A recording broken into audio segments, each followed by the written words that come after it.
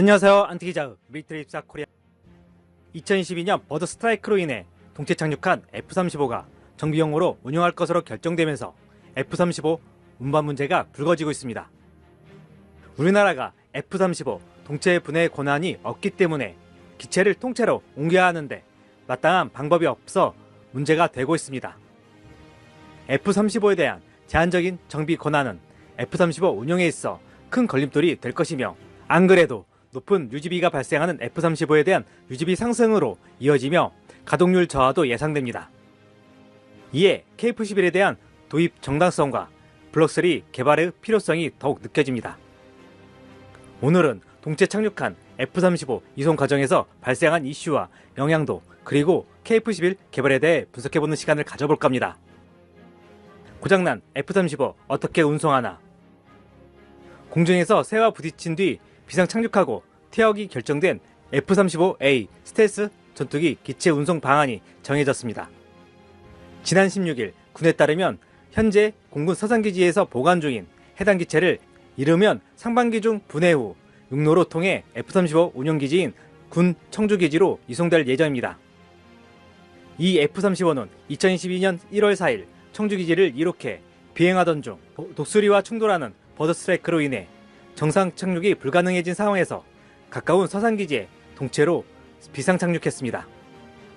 사고 직후 외관상 손상이 심하지 않았으나 정밀조사 결과 기체는 물론 엔진과 조종, 항법 개통 등 여러 부분의 손상이 확인됐고 수리 비용이 신규 구매 비용보다 높다는 추정이 나왔습니다.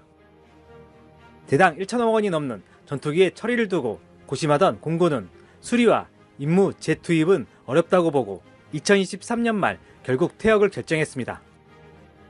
이후 정비사, 교육훈련용으로 이를 활용하는 방향으로 가닥을 잡았으나 문제는 서산에 있는 날지 못하는 전투기를 모기지 청주로 데려오는 방안이었습니다.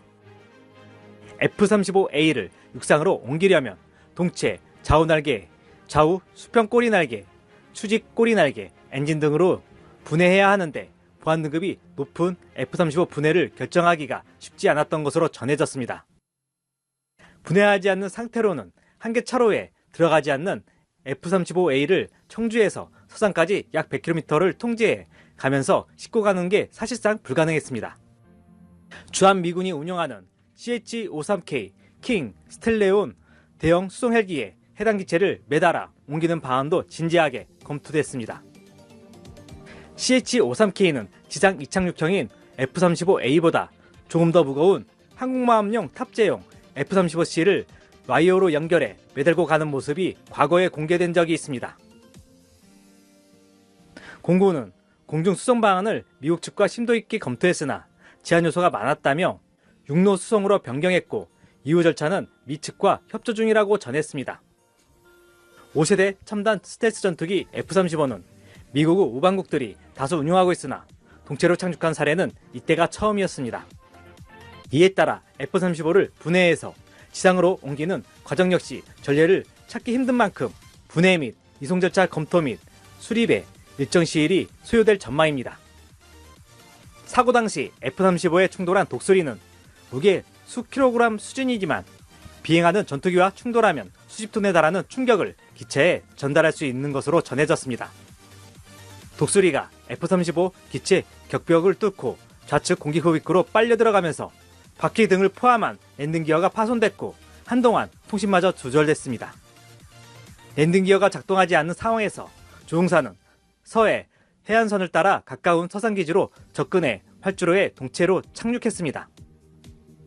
사고 직후 외관상 손상은 심하지 않았고 조종사도 이상이 없었으나 군이 미 정부와 제작업체 로키드 마틴 등과 정밀 조사한 결과 기체, 엔진, 조종항법 개통 등 여러 곳의 손상을 확인했습니다.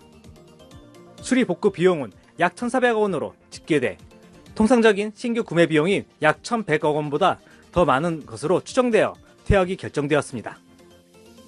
이 복구 불가능한 F-35로 정비용으로 사용한다 하지만 우리는 일반 정비만 가능하고 정비 분야도 매우 제한적이어서 얼마나 효과가 있을지는 의문입니다.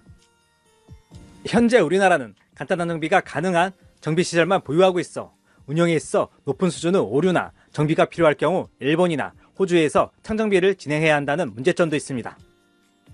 그나마 한국이 추가 20대를 구매하고 향후 주한미군이 F-35를 운용할 경우를 대비해 한국에도 창정비창을 운영할 예정이라고 하지만 기본적으로 우리나라의 F-35 정비 권한 자체가 낮기 때문에 근본적인 문제 해결이 될 수는 없습니다. 이러한 F-35의 폐쇄적인 운용 환경은 KF-11 도입의 타당성과 KF-11 블록 3 개발에 대한 필요성과 당위성을 더욱 느끼게 해줍니다. KF-11 블록 3 개발의 핵심은 엔진 문제 해결. KF-11 블록 3 개발에 있어 문제는 공동개발국가 개발 자금 확보가 이슈가 되겠지만 가장 중요한 것은 엔진 수급 문제가 핵심이 될 것입니다. 현 KF-11은 내부 장창을 장착할 수 있는 공간을 확보했지만 현재 공간으로는 공대공 미사일 4발 정도가 최대 탑재가 가능할 것으로 보이며 내부 탑재량을 늘리기 위해서는 기체 크기를 키워야 합니다. 5.5세대 전투기로 개발하기 위해서는 기체 냉각과 컴퓨팅 성능, 각종 센서와 장비로 인해 많은 전력 생산량이 필요로 합니다. 이 부분은 엔진 설계 시 반영되어야 하는 부분이며 직캠용 엔진을 개발하고 있는 롤스로이스는 이 부분을 강조하기도 합니다.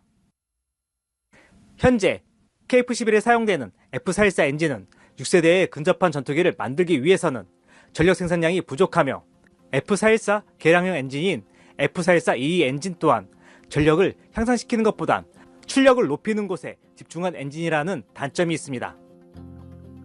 이와 더불어 F-414-22 엔진 또한 테스트 검증 단계가 필요하고 이에 대한 투자가 필요로 한 상황입니다. 그만큼 엔진에 대한 추가 개발비를 부담해야 한다는 단점이 있습니다. 일부 밀리터리 전문가와 유튜버들이 개발 예정인 한국형 F-414 엔진에 희망을 걸고 있지만 냉정히 말해 우리나라의 인프라와 기술 수준을 고려한다면 무인 전투기용으로 F-414 엔진 출력 수준의 엔진을 제작 및 양산에 성공한다면 대성공인 사업입니다. 이전 영상에서도 분석해드렸지만 한국은 사우디의 KF-11 수출과 KF-11 블록 3 공동개발을 제한한 상태이지만 공동개발에 있어 엔진 문제를 어떻게 해결할지는 숙제가 될 것입니다. 만약 F-414 엔진을 사용하면 기체 크기를 키우는데 매우 제한적일 수 있으며 전체적인 기동 성능은 현 KF-11보다 떨어질 것입니다. 하지만 F-414-2 엔진을 적용한다면 상대적으로 좀 더 기체를 키울 수 있어 내부 분장창 확장도 기대해 볼 수 있으며 엔진 출력 증가로 인해 초음속 크루즈 비행도 가능할 것입니다. 다만 F-414-2 엔진이 우리가 원하는 만큼 전력 생산이 가능할지와 사우디 등 엔진 수출 허가 여부 등 엔진 확보 문제가 중요하게 될 것입니다. 이번 F-35 퇴역기 이송 문제는 KF-11 블록 3 개발의 정당성을 만들어주고 있으며 우리도 풀어야 할 숙제가 많습니다. 오늘 준비한 내용 여기까지입니다. 안트기자의 밀리터리24 코리아 멤버십에 가입하시면 영상 제작을 후원하실 수 있습니다. 구독, 좋아요, 알림 설정은 좋은 콘텐츠 제작에 큰 힘이 됩니다.